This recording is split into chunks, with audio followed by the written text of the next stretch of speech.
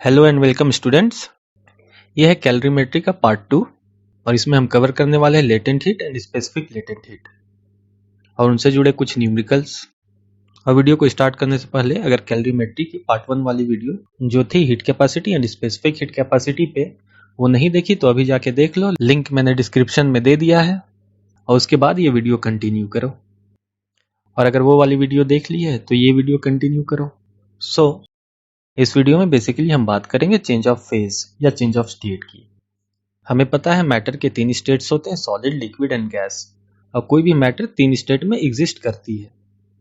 तो जब कभी भी मैटर एक फिजिकल स्टेट से दूसरे फिजिकल स्टेट पे कांस्टेंट टेम्परेचर पे चेंज हो तो उसे कहते हैं चेंज ऑफ फेज या change of state. These are the 3 states of matter, solid, liquid and gas. And whenever solid changes to liquid, we call that process as melting. और liquid अगर gas में change हो तो उसे हम कहते हैं बॉइलिंग या वेपोराइजेशन। लिक्विड कभी सॉलिड में चेंज हो तो उसे कहते हैं फ्रीजिंग और गैस कभी लिक्विड में चेंज हो तो उसे कहेंगे कंडेंसेशन। और सॉलिड अगर गैस में चेंज हो तो उसे कहते हैं सब्लिमेशन एंड गैस कभी सॉलिड में चेंज हो उसे कहते हैं सॉलिडिफिकेशन। किसी किसी बुक में डीसब्लिमेशन भी होता है। तो ये प्रोसेस तो बचपन से पढ़ते आ रहे होंगे, बट नया क्या पढ़ना है वो समझो। जैसे कोई सॉलिड है और उसे हमने हीट देके कन्वर्ट कर दिया लिक्विड में। जब कभी भी सॉलिड जैसे कि आइस कन्वर्ट हो रही हो लिक्विड, आइस कन्वर्ट होगी वाटर में, तो जब कभी भी आइस वाटर में कन्वर्ट हो रही हो या फिर आइस मेल्ट कर रही हो तो उसके पीछे का मैकेनिज्म समझो।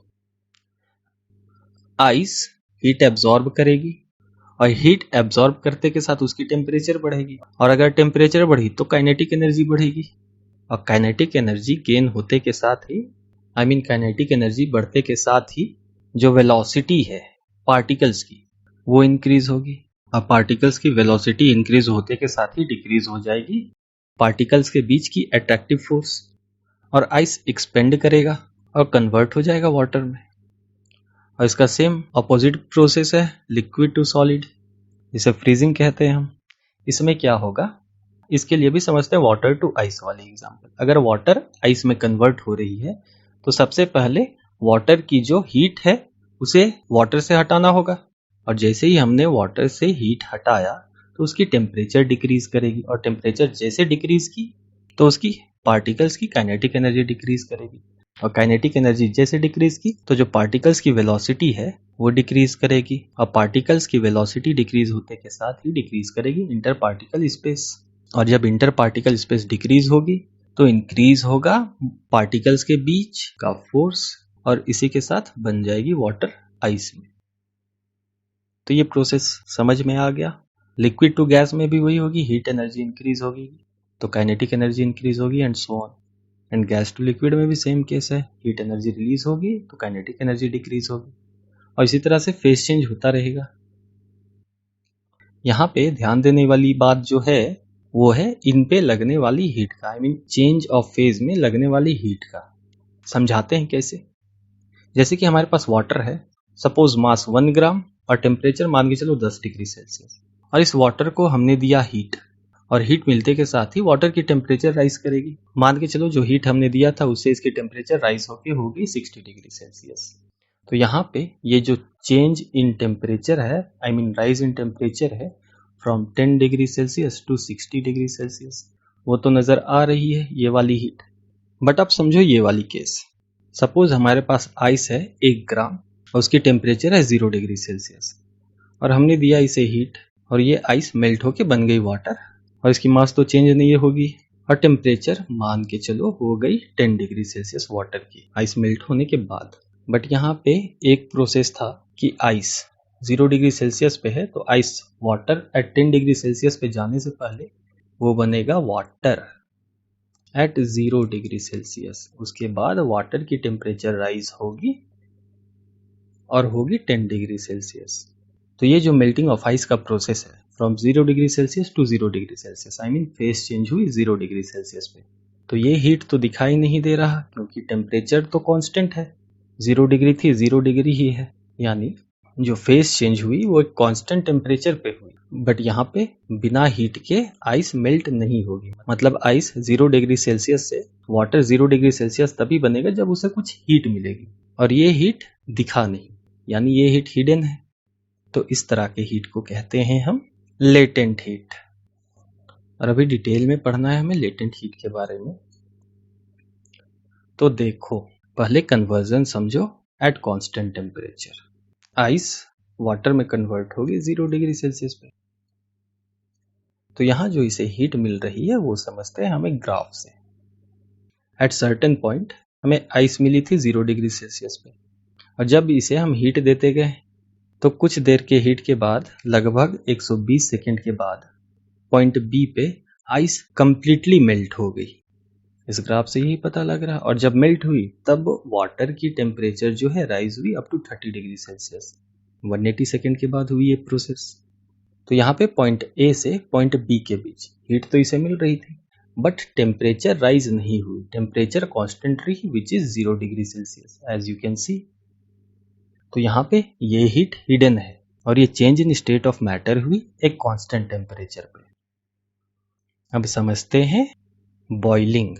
जैसे हमारे पास वाटर है और वाटर वेपर बनेगा एट 100 डिग्री सेल्सियस, क्योंकि boiling point of water is 100 degree Celsius. और इसकी भी ग्राफ समझते हैं। This Y axis shows temperature and X axis shows time. तो वाटर इनिशियली थी हमारे पास पॉइंट ए पे 20 डिग्री सेल्सियस पे, और हमने इसे हीट देना शुरू किया। अब पॉइंट बी पे ये आई 100 डिग्री सेल्सियस पे, और 100 डिग्री सेल्सियस पे वाटर इवॉपरेट होना शुरू हुआ, और इवॉपरेट होते होते होते होते होते होते फाइनली पॉइंट सी पे सारी की सारी वाटर जो है वाटर वेपर में कन्वर्ट होगी लगभग 420 सेकेंड के बाद। तो इस प्रोसेस में ए टू बी आने में ये हीट तो हमें दिखा, बट बी टू सी जाने में जो बॉइलिंग की प्रोसेस हुई, आई मीन वाटर जो चेंज हुई वाटर वेपर में, वो हीट हमें नजर नहीं आया। बट हीट तो हमने वाटर को दिया और वाटर चेंज हो गई वाटर वेपर में। तो यहाँ भी एक हिडन हीट काम कर रही थी point B to point C में, जिसकी वजह से वाटर बॉईल हुई। तो इस तरह के हीट को हम कहते हैं latent heat. So latent heat is the hidden heat that is required to convert a solid into liquid और वेपर, और liquid into vapour without the change in temperature. और ये जो वर्ड लेटेंट है उसका मीनिंग ये है हिडन। लेटेंट हीट हो गई हिडन हीट, यानी लेटेंट हीट वो हिडन हीट है जो ऑब्जेक्ट पे लगती है और हेल्प करती है उसे एक स्टेट से दूसरे स्टेट में कन्वर्ट होने में बिना टेम्परेचर के बढ़े हुए। तो देखो, अगर आइस है और वो वाटर में चेंज हो रही है at constant temperature, in this case 0 degree Celsius, तो हीट यहाँ नजर नहीं आया। तो हीट गया कहाँ? ये हीट जो मिल रही है आइस को वो लग जाता है बॉन्ड को ब्रेक करने में आइस की। तो ये हीट जाती है टू ब्रेक द बॉन्ड, क्योंकि आइस के मॉलिक्यूल एक दूसरे से अटैच्ड हैं, तो ये हीट उस मॉलिक्यूल को ब्रेक करती है, और यही कारण है कि ये हीट नजर नहीं आता। So next is specific latent heat. हमने पिछली वीडियो में देखा था स्पेसिफिक हीट कैपेसिटी, और वो हीट होती है mc delta T, where m is mass, c is specific heat capacity and delta t is change in temperature। But specific latent heat में हीट हम इस तरह से डिफाइन नहीं करते। तो कैसे करते हैं वो निकालने से पहले ये समझो कि स्पेसिफिक लेटेंट हीट होता क्या है। तो हम जनरली डिफाइन करते हैं specific latent heat as latent heat per unit mass, यानी the specific latent heat represented by symbol L of a substance is amount of heat energy needed to change the state of 1 kg of a substance without changing its temperature। यानी amount of heat energy जो चाहिए पर unit mass of substance की face change करने के लिए उसके temperature को राइज किए बिना। तो इस तरह की हीट को कहते हैं हम स्पेसिफिक लेटेंट हीट, यानी लेटेंट हीट पर यूनिट मास। अब पर यूनिट मास हो सकता है 1 ग्राम, 1 केजी, और इसे हम डिराइव करते हैं L equals Q upon M, where L is specific latent heat of a substance, Q is amount of heat absorbed or liberated, M is mass of the given substance। तो यहां से हम heat derive कर सकते हैं Q equals L into M, M ले गए equals के वो सेट। तो ये जो हीट होता है वो इस तरह से कैलकुलेट होता है Q equals L into M। अब समझते हैं इसकी SI यूनिट। तो L equals Q upon M, Q यानी हीट की होती है SI unit joule, upon M हो गई मास, मास की होती है kg। तो यहां से SI यूनिट हो जाएगी जूल पर kg। और सिलेबस में दो तरह का लेटेंट हीट पढ़ना है हमें। पहली है specific latent heat of fusion. So what is fusion? Fusion can be termed as the process of liquefying anything. तो लेटेंट हीट के केस में specific latent heat of fusion हो जाएगी the amount of energy needed to freeze और melt the substance at its melting point.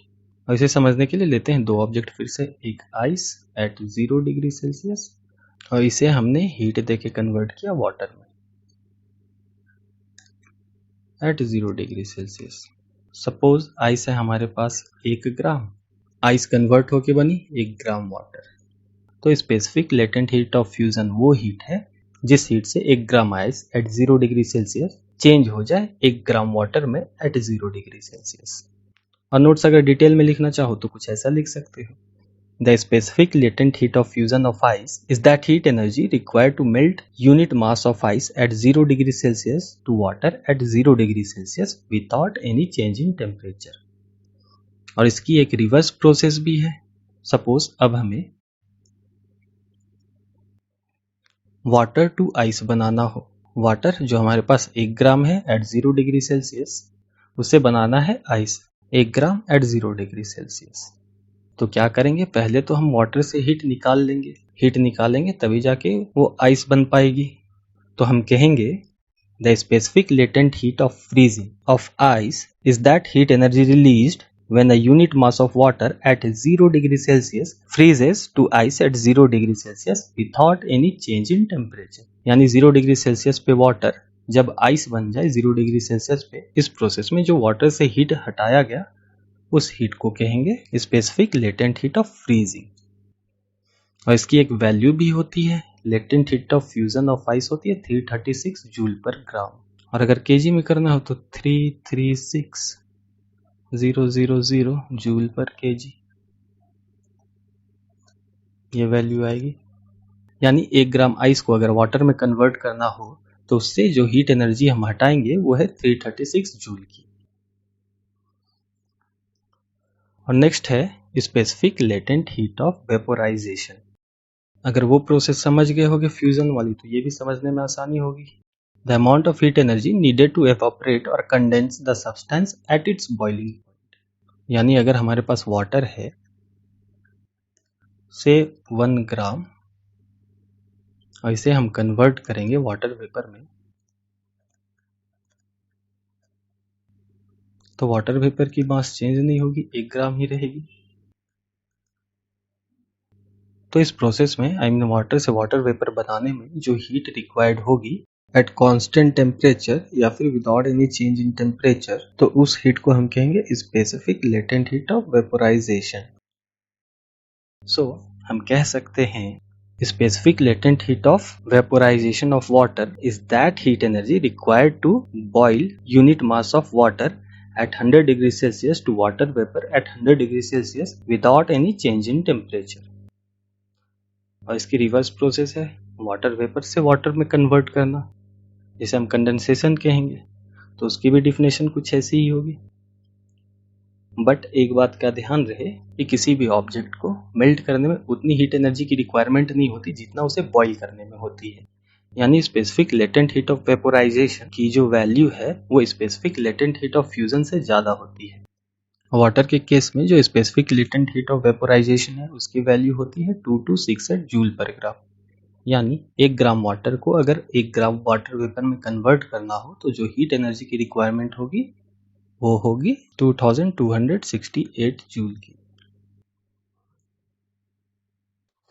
अब क्योंकि water की specific latent heat जो है वो हाई होती है तो उसके कुछ कॉन्सिक्वेंसेस है, एक दो यहां भी समझ लेते हैं हम। पहली है snow on mountains does not melt all at once. अब देखो आइस की जो स्पेसिफिक लेटेंट हीट है वो होती है 336 जूल पर ग्राम की, जो कि हाई है। तो यहाँ पे एक स्नो कवर्ड माउंटेन है, क्योंकि आइस की स्पेसिफिक लेटेंट हीट हाई होती है तो जो आइस मेल्ट होती है वो स्लोली होती है। यानी आइस अगर वाटर में कन्वर्ट हो रही है सनलाइट लेके या फिर सन से एनर्जी लेके, वो इस रेट से होगी, I mean 336 जूल पर ग्राम के रेट से होगी। इसीलिए आइस स्लोली मेल्ट करती है। और अगर सारी आइस एक साथ मेल्ट कर जाती तो जो रिवर्स है उसमें फ्लड आ जाती। दूसरी है, it is generally more cold after hailstorm when ice melts than during और बिफोर हेलस्टॉर्म। कोई एरिया में जब रेनफॉल होता है तो इस तरह का बर्फ हमें देखने को मिलता है ड्यूरिंग रेन। और जब तो ये जो आइस है हीट एब्जॉर्ब करती है अपने सराउंडिंग से, और वो हीट इस आइस के मॉलिक्यूल को ब्रेक करने में लग जाता है और उसके बाद ये कन्वर्ट होता है लिक्विड में। तो जब ये हीट एब्जॉर्ब करती है तो आसपास के सराउंडिंग से ही करती है, इसलिए जहां कहीं भी हेल स्टॉर्म होता है वहां के आसपास का टेम्परेचर थोड़ा लो हो जाता है। तो ये थी कुछ बेसिक बातें लेटेंट हीट से रिलेटेड। अब करते हैं न्यूमेरिकल्स। पहली क्वेश्चन है 10 gram of ice at 0 degree Celsius absorbs 5460 joule of heat energy to melt and change to water at 50 degrees Celsius. Calculate the specific latent heat of fusion of ice. Specific heat capacity of water is 4200 joule per kg per Kelvin. तो इस question में जो process involve है उसे बहुत ध्यान से समझना। पहले है आइस एट 0 डिग्री सेल्सियस और कन्वर्ट हुई वाटर एट 50 डिग्री सेल्सियस में, बट वो डायरेक्टली कन्वर्ट नहीं होगी, पहले आइस मेल्ट करेगी और चेंज होगी वाटर में eight constant temperature which is 0 degree Celsius. फिर वाटर की टेम्परेचर राइज होगी, फिर वाटर बनेगी एट 50 डिग्री सेल्सियस। तो आइस टू वाटर बनने में जो हीट रिक्वायर्ड हुई उसे हम लेते हैं Q1, and water at 0 degree Celsius to water at 50 degree Celsius में जो हीट रिक्वायर्ड हुई उसे हम लेते हैं Q2। अब देखो यहाँ आइस है 0 डिग्री सेल्सियस, वाटर बनी 0 डिग्री सेल्सियस में, तो यहाँ फेस चेंज हुआ है और फेस चेंज के लिए जो हम हीट यूज करते हैं वो है m इंटू एल। और सिर्फ जब एक स्टेट का टेम्परेचर में राइज हो या चेंज हो तो उसके लिए हम जो हीट यूज करते हैं वो है mc डेल्टा टी। और इस प्रोसेस में, इस टोटल पूरे के पूरे प्रोसेस में जो हीट लगी वो है 5460 जूल की। यानी जब 5460 जूल 10 ग्राम आइस को मिली एट 0 डिग्री सेल्सियस तब जाके वो बनी वाटर एट 50 डिग्री सेल्सियस। पहले लिख लो क्वेश्चन में जो गिवन है, मास दिया हुआ है आइस का कितना 10 ग्राम और टोटल हीट गिवन है Q equals 5460 joule and specific heat capacity of water दिया है 4200 जूल पर KG kelvin and change in temperature क्या है डेल्टा टी। तो देखो यहाँ पे 0 डिग्री सेल्सियस से राइज किया 50 डिग्री सेल्सियस तक। तो पिछले वीडियो में भी मैंने कहा था कि टेम्परेचर को हमेशा पॉजिटिव रखेंगे, तो हम लिखेंगे 50 degree Celsius minus 0 degree Celsius, तो ये आई 50। अब क्योंकि स्पेसिफिक हीट कैपेसिटी दे रखा है केल्विन में तो इसे भी ले लेंगे केल्विन में, और मास भी है केजी में, तो 10 ग्राम होता है 0.01 केजी। और हमें निकालना है स्पेसिफिक लेटेंट हीट। अब इस प्रोसेस में जो टोटल हीट है वो हो जाएगी Q1 प्लस Q2। और अब इसी इक्वेशन में हमें फॉर्म कर देना है सारे के सारे values, you will get your answer. तो Q की वैल्यू है 5460 जूल इक्वल्स ml, मास है 0 kg into L plus 0.01 kg, क्योंकि आइस जितनी है उतनी ही वाटर बनेगी, law of conservation of mass पे बेस्ड है, इंटू 4200 जूल पर kg kelvin into change in temperature है 50 केल्विन। तो K से K कैंसिल, kg से kg कैंसिल, तो अब लिख सकते हैं 5460 joule equals 0.01 kg into L plus 0.01 into 50 is 0.5, 0.5 into 42 is 21 और ये into 100 तो हो जाएगी 2100 जूल। 2100 जूल को ले जाओ इक्वल्स के वो साइड, तो ये आएगी 0.01 kg into L equals 5460 joule -2100 joule. तो ये आई 0.01 kg इंटू L इक्वल्स 5460 -2100 हो जाएगा 3360। तो अब L आएगी 3360 जूल अपॉन 0.01 kg। अगर चाहो तो डायरेक्टली भी आंसर ला सकते हो, इंटू 100 अपॉन 100 भी कर सकते हो। तो 336000 अपॉन 1 जूल और यहाँ kg। तो स्पेसिफिक लेटेंट हीट की वैल्यू है 336000 जूल पर kg। और अगर ग्राम में लिखना चाहो तो ये आ गई 336 जूल, डिवाइड कर देंगे 1000 तो आ गई joule per gram. Okay, now next question. A solid metal of mass 150 gram melts at its melting point of 800 degrees Celsius by providing heat at the rate of 100 watt. The time taken for it to completely melt the same temperature is 4 minutes. What is the specific latent heat of fusion of the metal? तो यहाँ पे जो मास है वो है 150 ग्राम और यहाँ पे देखो दिया है 100 वाट। और वाट किसकी एसआई यूनिट है?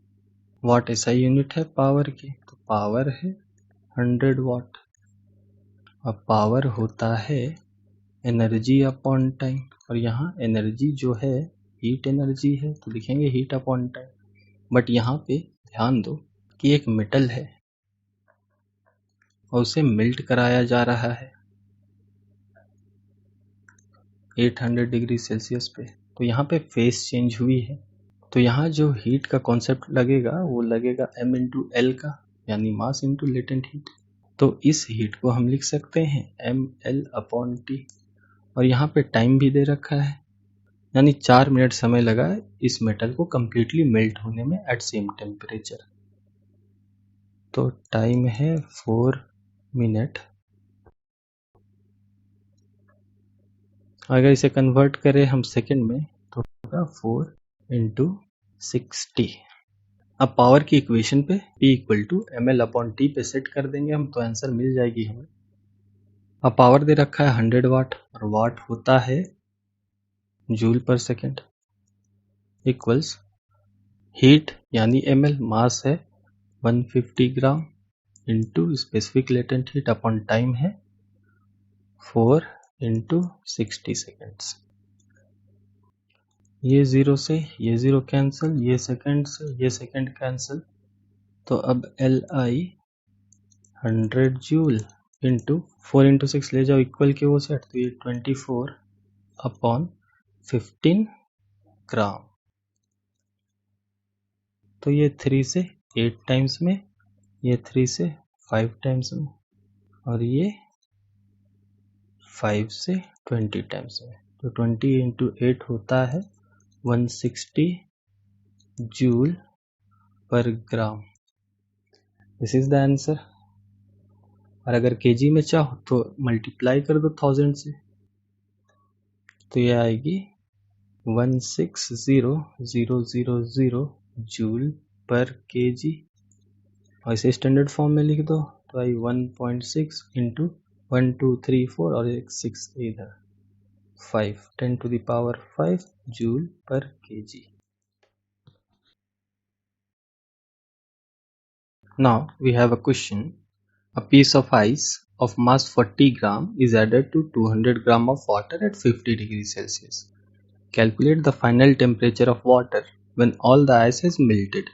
Specific heat capacity of water is 4200 joule per kg per Kelvin. Specific latent heat of fusion of ice is 336 into 10 to the power 3 joule per kg. तो यहाँ पे ध्यान दो, दो कॉन्सेप्ट लग रहा है, एक है मेल्टिंग का और दूसरा है मिक्सिंग का।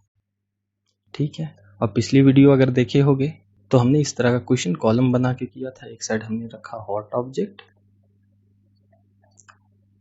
दूसरे साइड रखा कोल्ड ऑब्जेक्ट। हॉट ऑब्जेक्ट क्या है? वाटर है एट 50 डिग्री सेल्सियस, तो mass given 200 gram. Specific heat capacity of water होती है 4200 जूल पर केजी पर केल्विन, और ये वैल्यू दिया हुआ भी है। और टेम्परेचर ऑफ वाटर क्या है? 50 डिग्री सेल्सियस। अब आइस देखो, आइस की मास है 40 ग्राम। स्पेसिफिक लेटेंट हीट दे रखा है 336 इंटू 10⁻³ जूल पर केजी, बट आइस की टेम्परेचर नहीं दे रखी यहाँ पे। तो अगर जब कभी भी आइस का टेम्परेचर क्वेश्चन में ना दिया हो तो उसे खुद ले लो 0 डिग्री सेल्सियस। अब देखो फाइनल टेम्परेचर पूछा है, तो हमें पता है जो हॉटर ऑब्जेक्ट है वो उसकी टेम्परेचर डिक्रीज होगी और जो कोल्ड ऑब्जेक्ट है उसकी टेम्परेचर इंक्रीज होगी। तो दोनों एक फाइनल टेम्परेचर पर पहुंचेंगे क्योंकि इनके बीच हीट ट्रांसफर होता रहेगा। और कब तक होता रहेगा? जब तक से दोनों की टेम्परेचर इक्वल ना हो जाए। तो यहाँ पे डेल्टा टी हो गई 50 माइनस थीटा, और यहाँ पे डेल्टा टी हो गई थीटा माइनस 0। बट यहाँ पे एक कैच है, जो कोल्ड ऑब्जेक्ट है वो साइड ध्यान दो एक बार फिर से। यहाँ पे आइस है, कोल्ड ऑब्जेक्ट में है आइस। अब आइस मेल्ट तो करेगी ही, यानी आइस जो है वो मेल्ट करेगी और बनेगी वाटर। ओके, आइस अगर इनिशियली 0 डिग्री सेल्सियस पे है तो वाटर बनेगी 0 डिग्री सेल्सियस पे, फिर जाके वाटर की टेम्परेचर इंक्रीज होगी और फाइनल टेम्परेचर जो अटेन करेगी वो है थीटा। तो आइस टू वाटर में फेस चेंज हुआ, तो यहाँ जो हीट लगेगी वो हम लेंगे ml, और वाटर टू वाटर में जो टेम्परेचर की चेंज हो रही है उसे हम लेंगे Q2 यानी mc डेल्टा टी, राइट। और यहाँ पे सिंपल Q3 ले सकते हैं हम इसे, ये भी mc डेल्टा टी के कॉन्सेप्ट से जाएगा।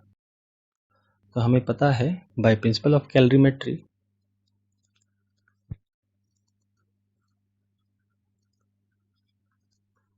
Heat lost by hot object, जो यहाँ पे है वाटर और उसे हमने लिया है Q3, will be equal to heat gained by cold object जो है Q1 प्लस Q2। यही है टोटल हीट आइस वाले केस में। तो इसे चलो नेक्स्ट स्लाइड में सॉल्व करते हैं। तो Q3 हो जाएगी M1C1 delta T1 equals ml M2L plus M2C2 delta T2। तो मास 1 थी 200 ग्राम, इसे हम केजी में भी ले सकते हैं। 200 ग्राम होता है 0.2 kg into specific heat capacity of water है 4200 इंटू डेल्टा टी है 50 माइनस थीटा इक्वल्स ml।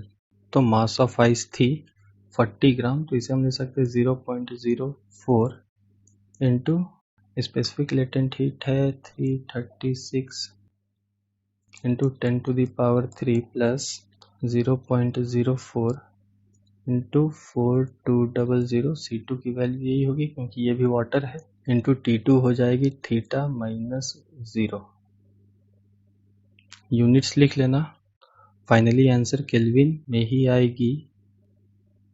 तो 42 इंटू 2 होता है 84 और एक डेसिमल उधर चला गया तो हुई 840 into 50 minus theta equals 0.4 into 336। तो 336 इंटू 4 होता है 644 कैरी 2 413 तो यहाँ 3 0 है, 2 0 यहाँ चला गया तो यहाँ आया 13440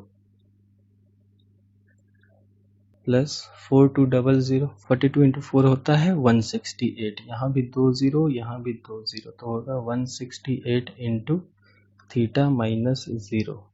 84 इंटू 5 होता है 422, 420 2 0 और minus 840 theta equals 13440 plus 168 into theta is 168 theta minus 0। अब इसे इक्वल के वो साइड ले जाओ और इसे इक्वल के ये साइड ले आओ, I mean right hand side ले आओ, तो ये आई 42000 minus 13440 equals 168 theta plus 840 theta.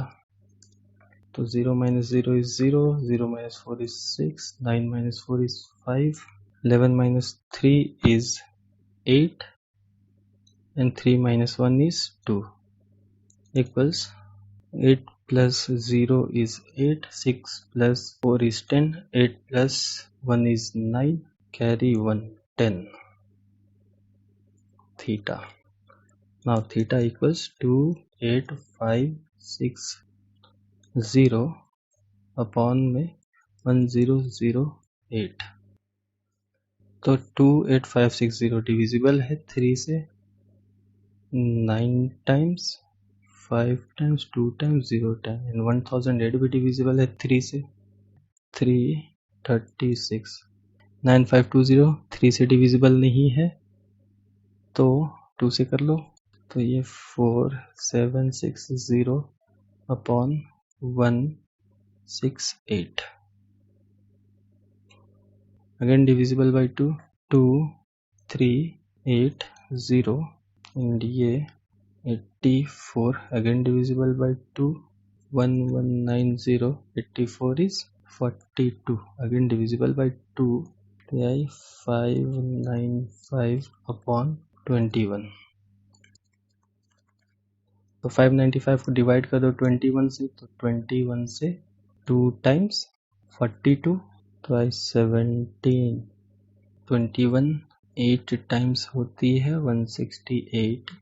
अब reminder I 7 divided by 21 is 0.333, 28.33, तो फाइनल टेम्परेचर इज 28.33 केल्विन।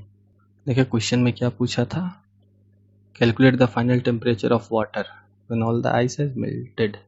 तो यही था फाइनल टेम्परेचर, यानी आइस और वाटर जब मिक्स होंगे तो इस फाइनल टेम्परेचर पे आएंगे।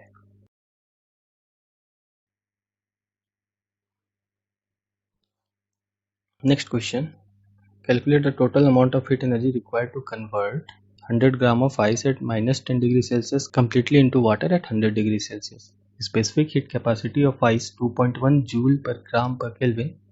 Specific heat capacity of water is 4.2 joule per gram per Kelvin. Specific latent heat of fusion of ice is 336 joule per gram. तो यहाँ प्रोसेस समझो क्या क्या इन्वॉल्व है।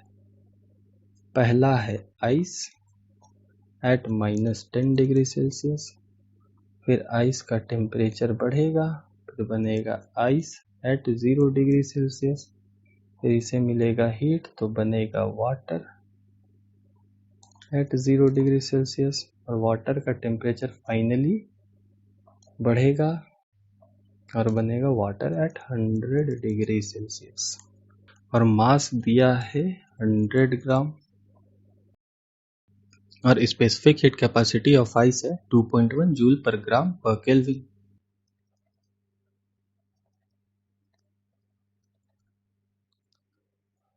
और specific latent heat of fusion of ice है 336 joule per ग्राम।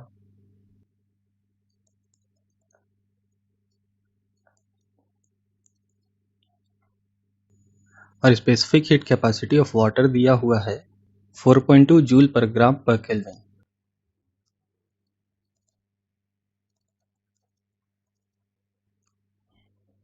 और temperature of ice है -10 degree Celsius.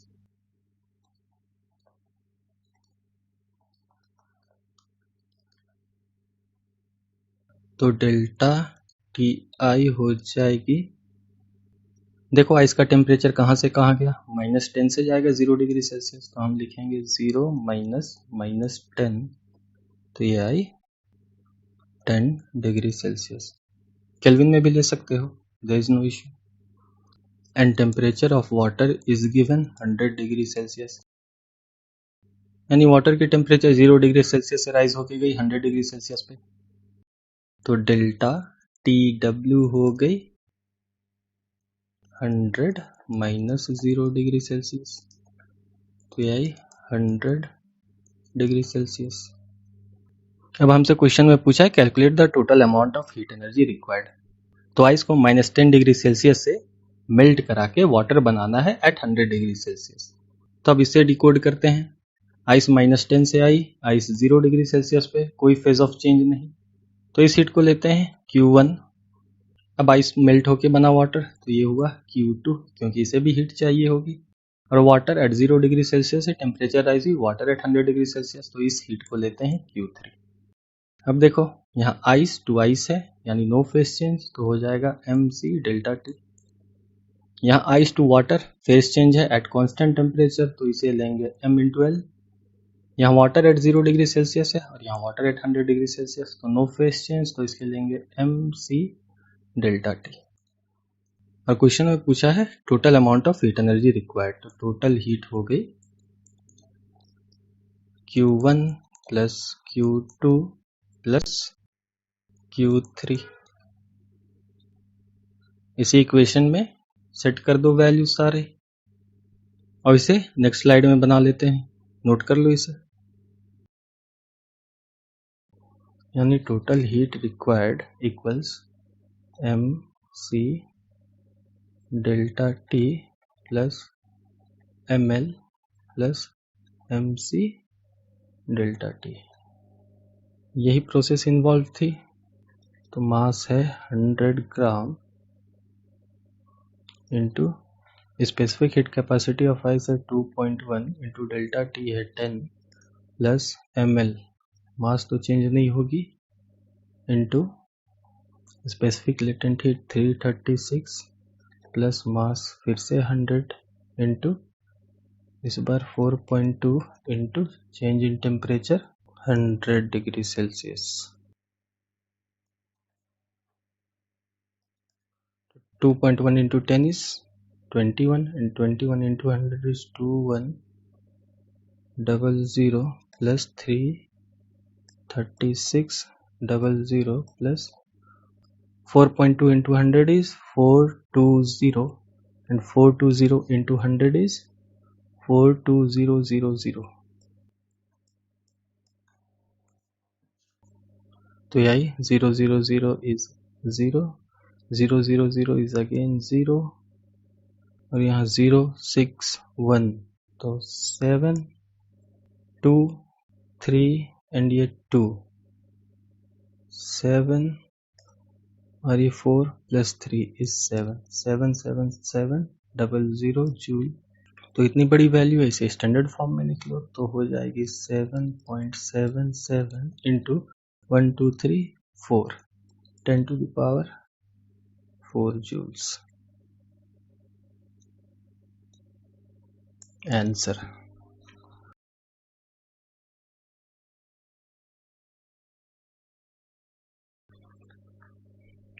Now the next question, 200 gram of ice at 0 degree Celsius converts into water at 0 degree Celsius in 1 minute. When heat is applied to it at constant rate, in how much time 200 gram at 0 degree Celsius will change to 20 degree Celsius?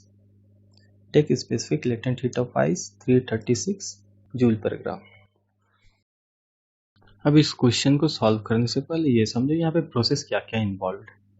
पहले है ice at 0 degree Celsius, ice convert होगी water में at 0 degree Celsius और water की temperature rise होगी eight 20 degree Celsius.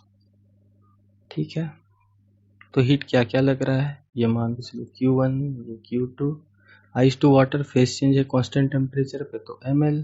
Water to water कोई phase change नहीं, तो MC delta T। Given mass equals 200 gram specific latent heat of ice दिया है 336 जूल पर ग्राम, और इस क्वेश्चन में specific heat capacity of water नहीं दिया है, बट हम उसे ले सकते हैं as 4.2 joule per gram degree Celsius.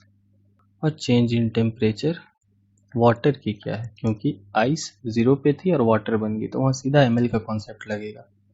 तो चेंज इन टेम्परेचर है 0 to 20 डिग्री सेल्सियस, तो 20 माइनस 0 इक्वल्स 20 डिग्री सेल्सियस। अब यहाँ पे क्वेश्चन में एक कैच है। पहली बात तो ये 1 मिनट लगा इसको कन्वर्ट होने में, तो टाइम 1 मिनट या फिर 60 सेकेंड। और दूसरी कैच ये है कि heat is supplied to it at constant rate. When heat supplied at some rate, तो वो कॉन्सेप्ट आ जाती है पावर की, right. Power is energy upon time, या फिर ये भी कह सकते हैं the rate at which energy is supplied. तो हो जाएगी इस केस में power supplied to ice will be equal to power supplied to water. तो इस केस में कांस्टेंट रेट से पावर सप्लाई हो रही है, यानी दोनों को इक्वल पावर मिलेगी। और पावर होता है एनर्जी अपॉन टाइम, लेकिन यहाँ पे कौन कौन सा एनर्जी लगेगा, तो पहला में लगेगा ml अपॉन टी, और दूसरे केस में लगेगा water at 0 to water at 20 degree Celsius में mc delta T upon time.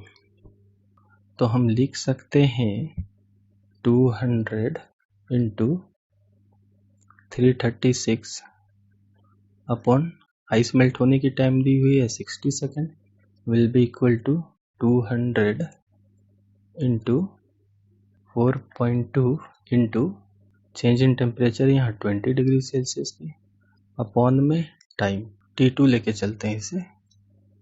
Okay, तो अब T2 हो जाएगी 200 इंटू 4.2 इंटू 20 अपॉन में 200 इंटू 336 और इधर में इंटू 60।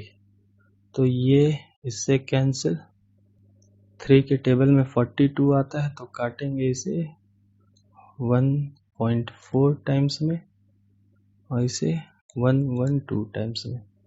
इसे 7 के टेबल में 112 आता है क्या? बिल्कुल आता है। ये 1 टाइम्स 42 6 टाइम्स, और ये 0.2 टाइम्स, और ये 8 टाइम्स, और ये 0.1 टाइम, ये 2 टाइम्स, ये 5 टाइम्स 4 से, और ये 60 30 टाइम्स 2 से। 30 इंटू 5 होता है 150, 150 into 0.1 is 15 second. Okay, so 15 second is the time when the water at 0 degree Celsius will reach to the temperature of water at 20 degree Celsius.